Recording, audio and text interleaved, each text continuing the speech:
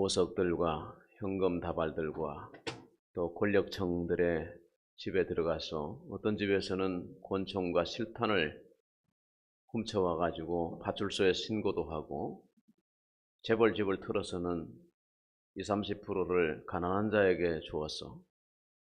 그래서 의적이라 이렇게 이름난 조세형은 지금 80 초반이 되었습니다. 82년도에 붙잡혀서 15년 징역을 살고, 그리고 손을 틀었는가 그랬는데 또 훔치고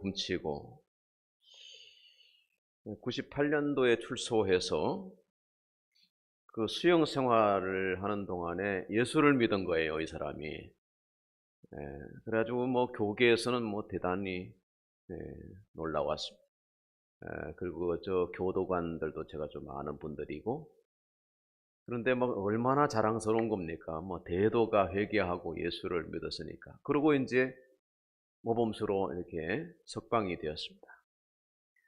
그리고 뭐 전국을 다니면서 교회 간정 집회를 다니고, 그 다음에 경찰서의 자문위원이 됐어요. 이렇게 도둑이 자문위원이 돼가지고 이렇게 방비하고 저렇게 지키고 하는 것을 도둑의 입장에서 경찰들에게 이렇게 가르치는. 그 다음에 청소년 선도위원이 돼가지고 그래서 비행 청소년들 있잖아요. 그런 선도를 하고 이렇게. 그리고 이제 감옥에서 있을 때 그 뒷바라지 했던 여성과 결혼을 했어요. 결혼을.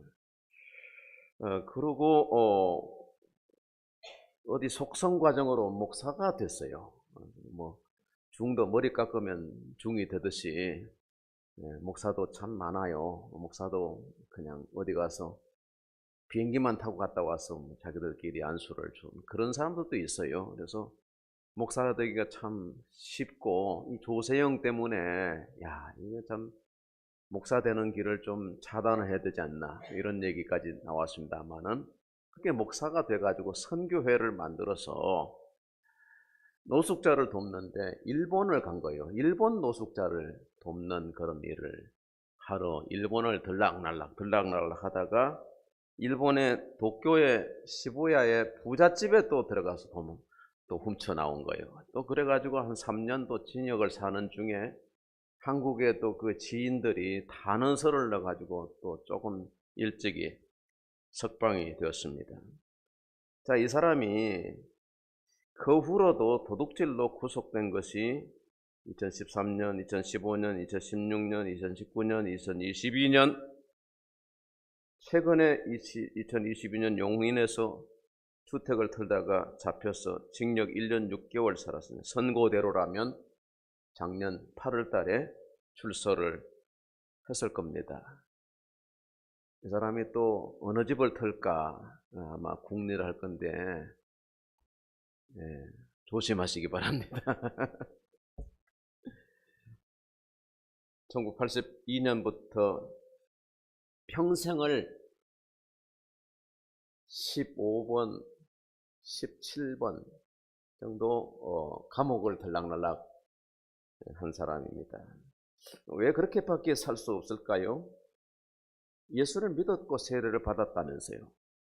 그 은혜를 입어가지고 또 목사가 되기도 하고 선교회를 만들어서 간정집회도 다니고 뭐 이렇게 좋은 일을 또 형식적으로는 그렇게 했던 사람인데,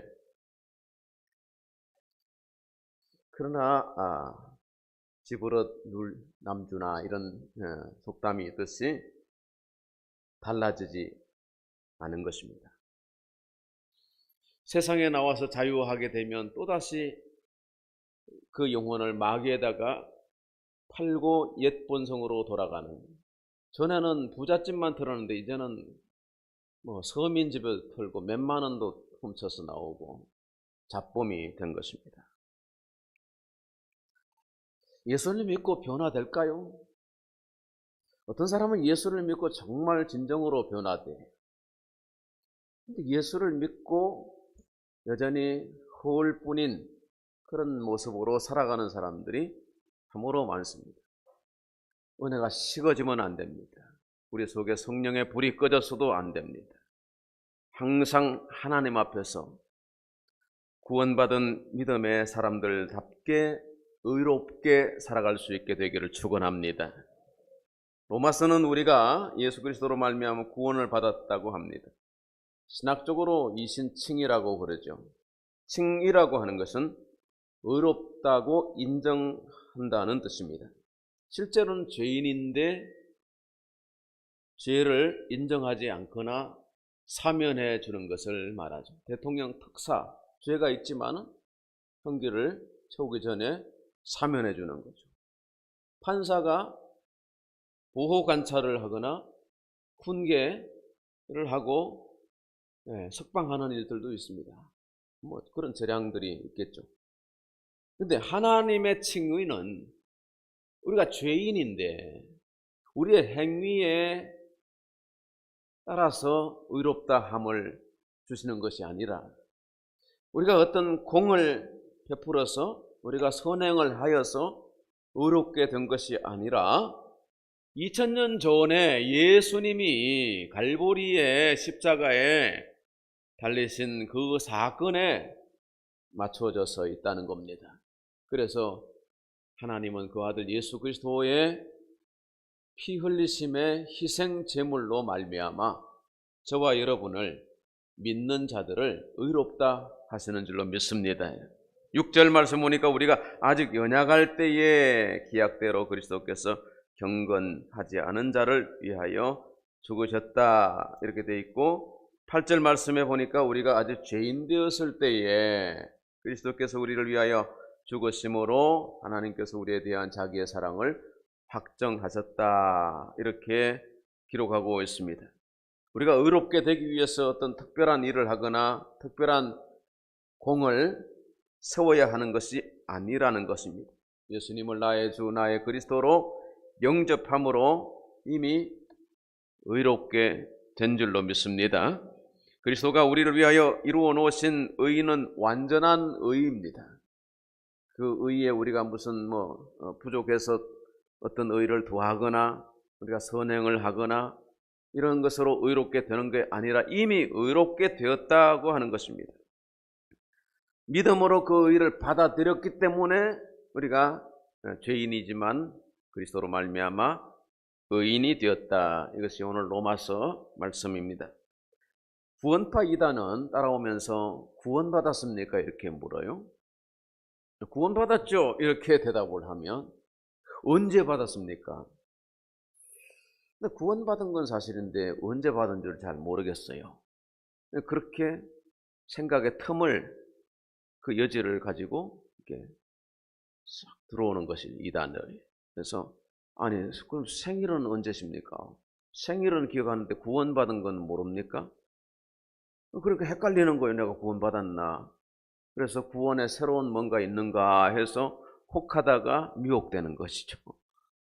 신천지 이단들은 기존의 신자들의 그 의구심, 애매한 문제에 대해서 68가지의 질문을 만들어서 이런 질문, 저런 질문, 여러 가지 사례에 따라서 질문을, 대상에 따라서 질문을 던지는데 그 중에 구원에 관한 질문 이런 게 있습니다.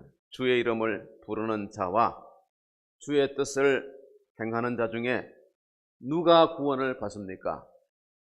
성경에는 주의 이름을 부르는 자는 구원을 받는다 그랬죠. 하늘에 계신 내 아버지의 뜻대로 행하는 자라야 천국에 들어간다고 말씀하셨죠. 둘 다 맞잖아요. 둘 다 맞. 이건가 저건가. 아니 둘 다 맞는 것 같은데 이렇게 이렇게 혼란하게 생각이 이렇게 정리가 되는 그 순간 이렇게 말하는 거예요. 하나님의 뜻을 행하려면 먼저 하나님에 대해서 알아야 합니다. 하나님에 대해서 알아야 합니다. 그렇지. 맞잖아요. 이것도 저것도 아니고 지금 엉뚱한 답을 끌고 가는 거예요. 그래서 성경 공부하자는 거예요. 어디 좋은 말씀 강사가 있고 외국에서 선교 많이 하시는 아주 좋으신 선교사님이 코로나 때 잠깐 들어와서 계시는데 그분 성경 공부 참 잘 가르치니까 같이 한번 배우자는 거예요. 우리나라는 또 선교사를 굉장히 또 우대하고 좋아하는 측면이 있습니다. 그런데 성경 공부를 잘 가르치는 선교사라니까 어디서 목회하는 목사님도 아니고 다른 교회 목사님이면 다른 교회 가는 건 좀 우리 목사님에게 조금 마음에 좀 갱기고, 그런데 선교사라니까 부담 없잖아요. 그렇게 혹 해서 가서 성경 공부를 하는데 어디 학원 같은 데 이런 데 빌려놓고 커피숍 같은 데 앉아가지고 공부를 1대1로 하는 거예요. 옆에는 또 이렇게 돕는 사람들도 있고, 이렇게 해서 살살 사람들을 속여서 미혹해 하는 거예요.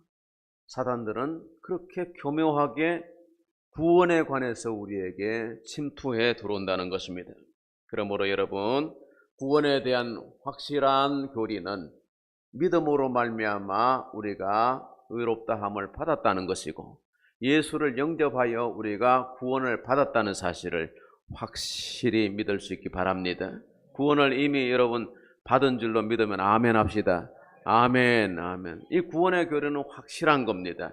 자, 구원을 받았으니까 구원받은 하나님의 백성들이 어떻게 살아야 할 것인가에 대해서는 이제 우리에게 과제로 던져지는 것이죠. 구원받았는데 하나님의 말씀대로, 하나님의 자녀의 법도대로 살지 않는 사람들도 있을 거 아니에요. 그들의 믿음에 대해서는 하나님이 나름 다 판단하실 거란 말이죠. 사람이 판단할 수 있는 건 아니에요.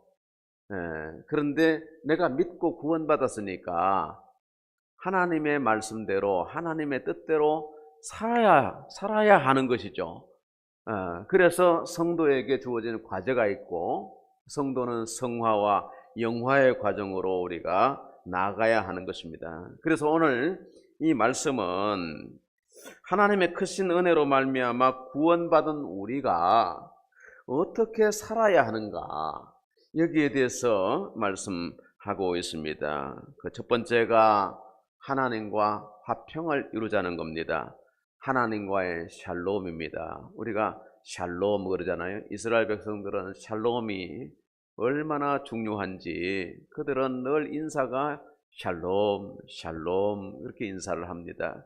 그러나 지금도 전쟁 중에 있습니다. 얼마나 그들은 많은 역사 속에 곤고함이 있는지 모릅니다. 그런데 우리가 사람들과 샬롬, 평화하게 지내는 것도 민족과 민족, 나라가 샬롬하는 것이 중요합니다만, 그보다 더 중요한 것이 구원받은 우리가 하나님과 늘 화평 관계 속에 있어야 한다는 겁니다. 하나님과 샬롬할 수 있게 되기 바랍니다. 여러분, 우리는 전에 하나님과 원수지간이었습니다. 하나님을 알지도 못하는 민족이었었죠. 그런데 복음이 들어와서 우리가 하나님을 알고 하나님과 샬롬, 하나님과 화평하게 되었어요. 전에는 우리가 원수가 되었어요. 10절 말씀 보니까 우리가 원수 되었을 때에 이렇게 되어 있거든요. 우리가 언제 하나님과 원수 되었습니까? 골로새 1장 21절의 말씀 보니까 전에 악한 행실로 멀리 떠나서 마음으로 원수가 되었던 너희라, 이렇게 되어 있습니다. 악한 행실로 말미암아 하나님과 원수가 되었다는 것, 죄를 지어서 하나님과 원수가 되었다는 겁니다. 이 원수된 우리를 구원하기 위해서 하나님은 독생자 예수님을 세상에 보내시고 십자가에 못 박혀 죽게 하셨어요. 그래서 그 십자가의 희생 제물로 말미암아 우리가 하나님과 화평을 이루게 된 거예요. 이 십자가는 종바가 있고 횡바가 있잖아요. 이 종바가 길죠. 이 종바는 하나님과 연결되어 있는 겁니다. 하나님과 샬롬하게 되면 이웃과도 자연스럽게 샬롬하게 되는 거죠. 우리가 큰 은혜를 받았잖아요. 이웃에게도 은혜 베풀 수 있는 거예요. 큰 사랑을 받았으니까 형제에도 사랑을 베풀 수, 원수도 사랑할 수가 있는 겁니다. 그렇게 하나님과의 샬롬은 얼마나 중요한지 모릅니다. 타이타닉이 대서양 바다에서 그 차가운 바다에서 막 사람들이 빠져서 허우적거릴 때에 많은 사람들이 구명조끼를 입고 구조를 받습니다마는 구명조끼가 없이 뭐 바다에서 막 허우적거리는 사람들도 있었을 거 아닙니까? 근데 그때 한 청년이 막 허우적거리는데 목사님 한 분이 헤엄쳐서 격려합니다. 여보게 청년, 하나님과 화평한가? 예수를 믿는가? 하나님과 화평한가? 그건 굉장히 중요하잖아요. 하나님과 샬롬이 이루어져야 지금 죽어도 구원받는 거잖아요. 그런데 이 청년은 하나님을 모르는 사람이에요. 나는 하나님을 몰라요. 그리고 죽겠는데 지금 엉뚱한 질문을 한다 이 말이죠. 그래서 목사님은 또 다른 데로 가서 이렇게 돕고 다시 한참 후에 와서 그 청년을 보니까 청년은 이미 이렇게 물속으로 사라지고 말았다는 것이죠. 그 목사님은 나중에 구조를 받고 좋은 일을 많이 하시면서 이 글을 남기고 있습니다. 그 청년은 그 마지막 순간에 하나님과 화목할 수 있는 시간들을, 전도자가 왔지만은 전도자를 거부하고 말았던 것입니다. 하나님께서 이 민족에 복음을 전해주시고 선교사들을 보내주신 것이 얼마나 감사한지 모릅니다. 저와 여러분이 그 복음을 듣고 교회를 통해서, 전도자를 통해서, 예배를 통해서 또는 집회를 통해서 우리가 하나님의 큰 사랑을 깨닫게 되고 하나님의 독생자 예수 그리스도로 말미암아 화목하게 되었으니까 항상 하나님과 화목하시는 여러분 되시기를 축원합니다. 죄 문제를 항상 해결하고 죄 사함을 받고 죄를 회개하고 항상 하나님과 화평할 수 있게 되기 바랍니다. 두 번째, 구원받은 하나님의 사람들은 은혜의 자리에 나가야 합니다. 어디를 나가야 된다고요? 세상으로 나가지 않고 은혜의 자리를 사모하는 여러분이 되시기 바랍니다. 그제 권사님 한 분이 그랬습니다. 기도를 하려면 성전에서 해야 된다고. 성전에서 기도. 참 좋은 믿음이에요. 참 좋은 믿음. 그래야죠. 주의 교회를 사랑해야죠. 힘써 여러분이 주의 전에 나오실 수 있기 바랍니다. 기도에 힘쓰는 여러분 되기 바랍니다. 기도해서 남주나요? 기도해서 실패 본 적이 있나요? 기도해서 하나님이 안 들으신 적이 있나요? 기도 안 해서 문제죠. 기도 안 하고 그냥 믿음이 식어진 채로 그냥 형식대로 살면 그냥 그렇게 살아요. 그러나 하나님의 은혜는 우리의 멀리 있을 수밖에 없습니다. 하나님이 우리를 향하신 놀라운 계획이 있는 것이고 풍성한 은혜가 있는 것이고 하나님이 예비하신 축복이 있는데 여러분이 그 은혜를 사모할 수 있게 되기 바랍니다. 2절 말씀해 보니까 오늘 바울과 그 동역자들은 이렇게 고백합니다. 또한 그로 말미암아 우리가 믿음으로 서 있는 이 은혜에 들어감을 얻었으며, 지금 우리는 은혜의 자리에 있다는 고백이에요. 오늘 여러분이 세상에 있지 않고 교회에 있는 거, 주의 집에 예배당에 앉아 있는 거 은혜의 자리인 줄 믿습니다. 은혜의 자리. 하나님은 은혜 베푸시기를 절겨하셔요. 하나님은 교만한 자를 물리치시고 죄인을 멀리하시고 사모하는 자에게 은혜 주시고 겸손한 자에게 은혜를 주시는 줄로 믿습니다. 그러므로 히브리서 4장 16절 말씀합니다. 우리는 긍휼하심을 받고 때를 따라 돕는 은혜를 얻기 위하여, 돕는 은혜가 있습니다. 우리가 도움을 받아서 여기까지 살았잖아요. 도움 없이 산 사람이 하나도 없습니다. 그런데 궁극적인 도움은 하나님의 도우심이에요. 하나님의 은혜예요. 그러므로 은혜 보좌 앞에 담대히 나갈 것이니라. 여러분, 은혜의 보좌 앞에, 하나님 앞에 담대히 나갈 수 있는 것은 하나님의 자녀들의 특권이잖아요. 자식들이 부모님의 방에 담대히 나가잖아요. 런닝셔츠만 입고도 엄마 아빠 그러면서 올 수 있는 그런 관계란 말이죠. 옆집 아이는 우리 집에 엄마 아빠 그러면서 못 들어온다는 거예요. 자식이 아니니까요. 관계가 없으니까요. 세상 사람들이, 죄 짓는 사람들이 하나님의 보좌 앞에 담대히 나가요? 못 나가요. 교회를 몇 번 빠져보십시오. 내가 하나님 앞에 나가는 게 꺼림직한 거예요. 죄 지어보세요. 쥐구멍이라도 들어가고 싶지 은혜의 보좌 앞에 가고 싶겠어요? 근데 우리 속에 성령의 은혜가 있으면 죄 용서함을 받은 하나님의 자녀들은 아버지 또 잘못했어요. 제가 잘못했어요. 죄 지었어요. 그러면서 고백할 수 있는 겁니다. 고백할 수 있는 겁니다. 그러면 하나님의 은혜 보좌 앞에서 죄 씻음을 받고 하나님이 예비하시는 풍성한 은혜를 공급받게 되는 것입니다. 그렇게 담대하게 은혜의 보좌 앞에 나갈 수 있는 특권이 저와 여러분에게 있는 것을 믿으시기 바랍니다. 은혜의 보좌 앞에 힘써 나가서서 은혜를 베푸시는 하나님 은혜에 항상 풍성한 은혜를 받으시는 여러분 되기 바랍니다. 다윗은 시편 57편 1절에 말씀하기를 하나님이여 내게 은혜를 베푸소서, 내게 은혜를 베푸소서.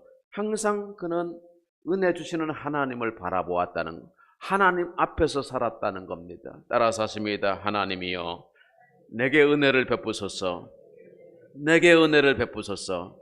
할렐루야, 할렐루야. 제가 요즘 전철을 타고 종로를 자주 왔다 갔다 하면서 전철이 얼마나 막히고 사람들이 붐비는지 몰라요.